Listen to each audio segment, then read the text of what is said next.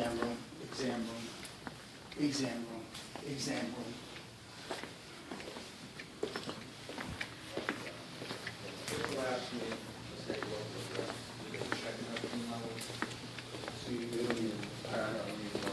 It's 230, 200, so as we put in. I'm sorry to bother you. It's one of the better, and then you have, obviously, you have your handicap access back here. This is compressed air. The machine, what we do is we pressurize with air and we feed oxygen through a cannula or most of the time a mask. And this is an air conditioner. Okay? So this machine here sucks the air, pressurizes air, and sends it into this tank. Between 100 and 120 psi. And this is what is pumped into those 3200s to create the pressure. Okay? This is what you breathe. Right, okay. And this is what pressurizes Gotcha. Okay?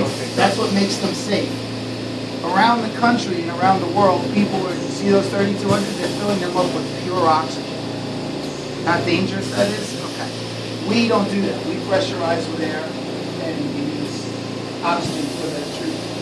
And then what I did was I hooked this up. This thing makes, the reason it's not running like those are is because this thing will fill this tank in 5 minutes. 120 psi. This is a monster. This is what we want to put in Dearborn. Okay? So this thing makes the air. It goes through a air conditioner. The air gets cooled off and into here. And then from here into the other room to the chambers.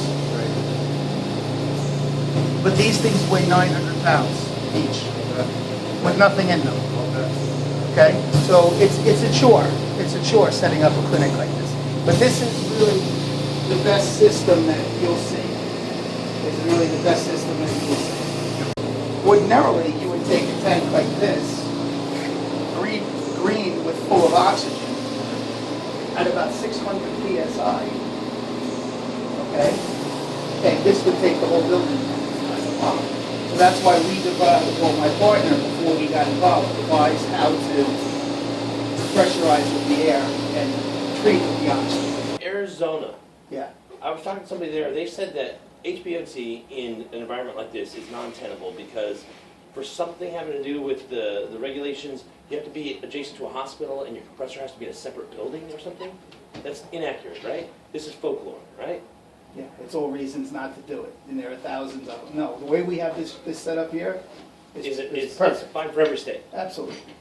And I do America. I just did one in Portland. I did one in Medicare California. reimbursable. There are 14 modalities that are Medicaid and Medicare. Right, right. If it meets one of those 14, right. Right. Stage As long as 4, you're, blah, blah, blah, yeah. as long as you're one of those modalities. Other than that, most of the time, most of our clinics that we put in, they do a cash model. Right, right. But well, like we're going to do a lot of PTSD, which is basically paid for by, charity. Right, thing. right. But if you're looking for, there are 14 protocols that are paid for by insurance. Right, I'm familiar with those, but does Medicare have any concern about where your compressor is in relation to your tanks? No, that's just all folklore. I was talking to somebody out there the only problem you'll have, and that's why we do it the way we do it, is if you're using oxygen under real pressure, like liquid O2, right, and you're pressurizing the chambers with the O2, rather than just with compressed that's air. really a problem. Yeah, everybody, we're the only company that does it the way we do it. With compressed air And oxygen through a mask. Right, right. We're the only ones that do it that way, and that's why we are not good setting up a lot of clinics, because people are starting to realize that if we're going to do this, let's not make it dangerous too. You're avoiding the regulatory Right. So there's no right. Got it. Okay. All right. So the results the same? Thank you. Oh yeah. They are? Yep. Because the oxygen is just as pure, and the pressure is just as much. So the results are actually absolutely just the same, with no danger.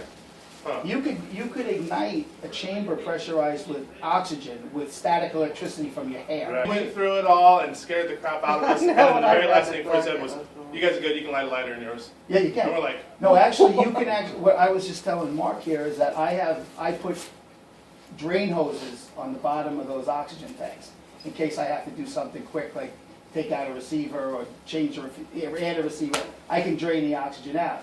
You can take a lighter and turn our oxygen on and just blow out the lighter. okay? I'm good. But it's still 94, 95% pure for the patient, but it's just not under that liquid O2 pressure that basically one tank would take down this building, Right. okay? Yeah. I mean, there have been cases where people are in similar chambers to that, sneak in their cell phone, they're pressurized with oxygen, and they're dust in less than a tenth of a second. You know, any spark or any static or anything that would ignite that much. I mean, you're talking about 600 pounds per square inch pure liquid O2. Yeah, they showed a Brillo pad, still wool, going up like Gone. it was, you know, flash paper Yeah. under pressure. Awesome. Right. So that, well, like I said, we're the ones that do it this way, and this way people feel more comfortable with it. And you get around all the Yeah, you know. regulatory aspects. Not that you're trying to get around it, you're just not causing the problem. That's right. Okay? I like to do everything above board, but if I don't have any chance of having the problem, I don't have the problem.